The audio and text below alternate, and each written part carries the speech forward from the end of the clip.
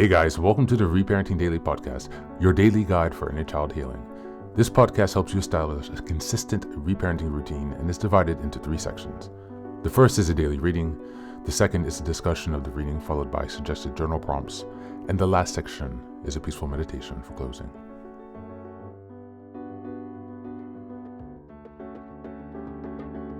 Good morning, good afternoon, and good evening from whenever and wherever you're joining us today.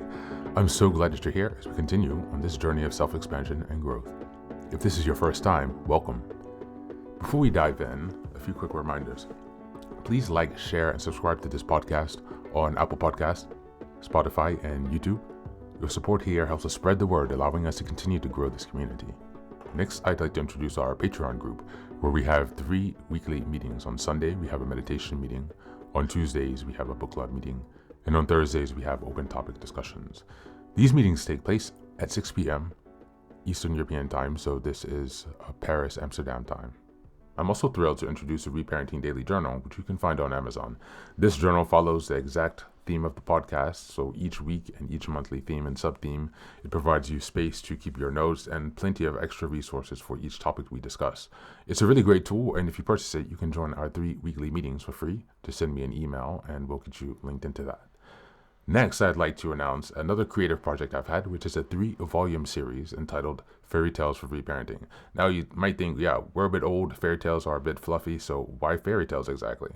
In my own personal work and research and reading into the work of Carl Jung and Marie-Louise von Franz, and just a lot of other types of reading and spiritual readings that I've done, has kind of led me to this journal to rediscover the magic of fairy tales. So I've created this 3-volume series that progresses along the hero's journey from beginning to middle to end. All of the fairy tales there correspond to that point of your journey. At the end of each story, you will have journal reflections and also space to keep your notes for things that you've learned. While returning to fairy tales might seem childish, foolish, or immature, there's actually a lot of value buried there, not to mention the ability to connect with your inner child.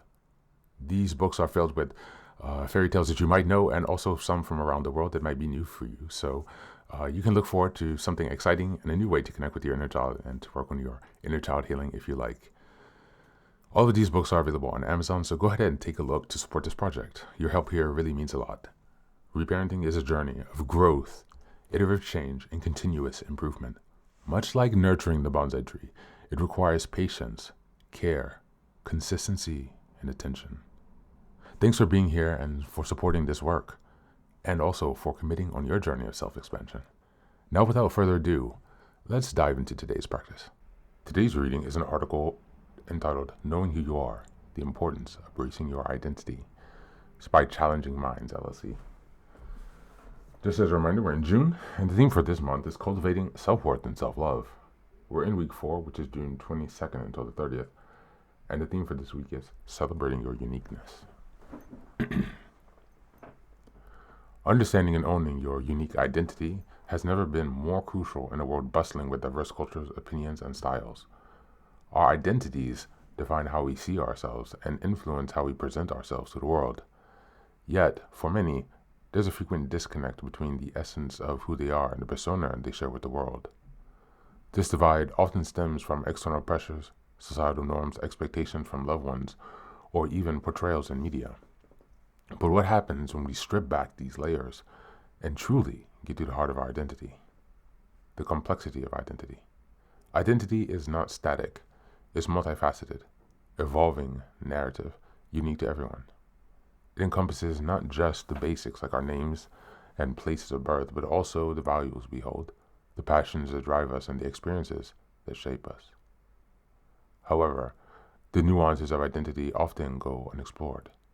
Many people latch onto a preconceived notion of who they are, of who they should be based on external influences without tapping into the essence of their true selves. The dissonance between self-perception and reality. One of the greatest challenges we face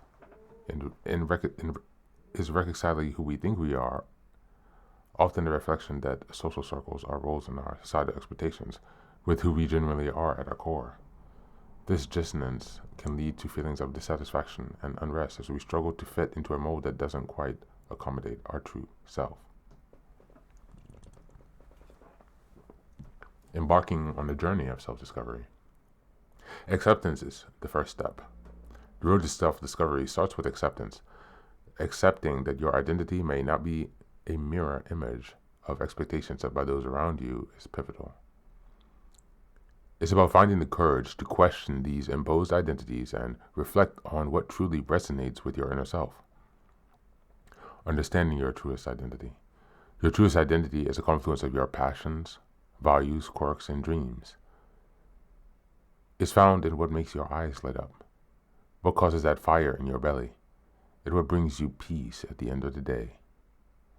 It may require peeling back layers of long-held beliefs and stepping out of your comfort zone, but the reward is living a life that's authentic and true to you.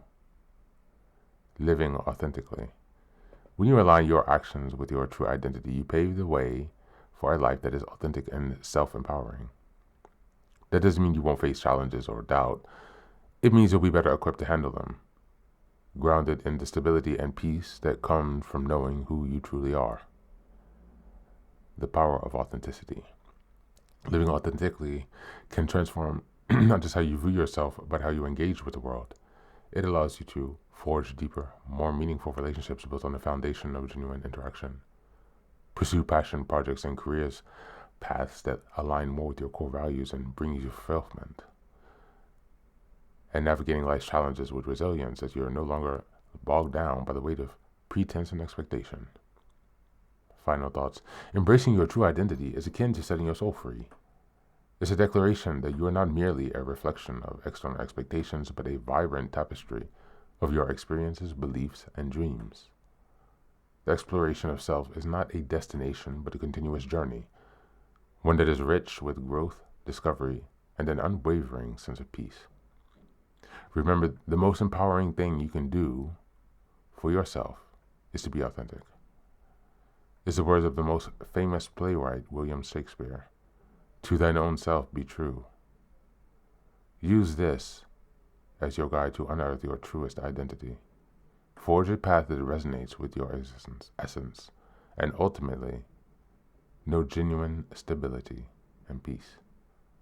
Thank you, and that's the reading for today.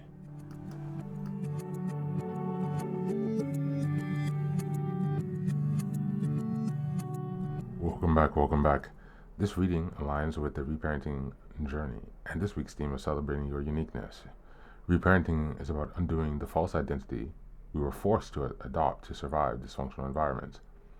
Roles like caretaking, the scapegoat, the achiever, or the invisible child.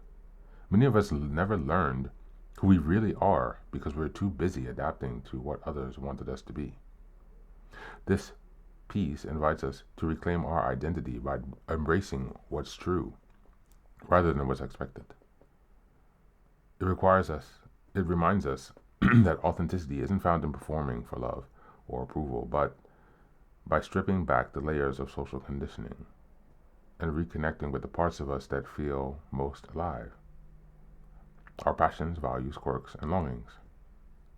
Celebrating your uniqueness isn't about becoming something new, it's about remembering what was buried. This is why the reparenting process is both a return and a rebirth. The more we listen to our inner voice, the more we create a life that actually fits us, not one we're trying to squeeze into. Living authentically may bring discomfort, especially if we've been punished for being different, but it also brings deep peace and power.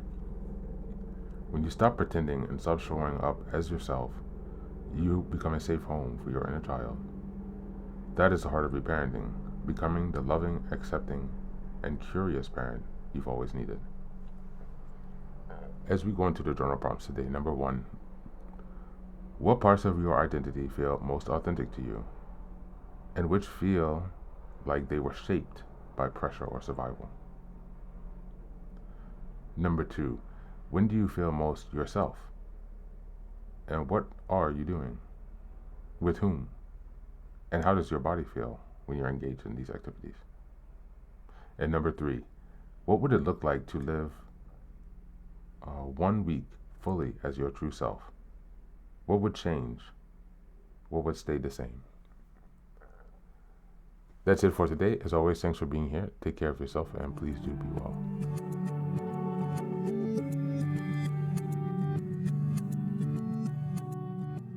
Welcome back. Welcome back.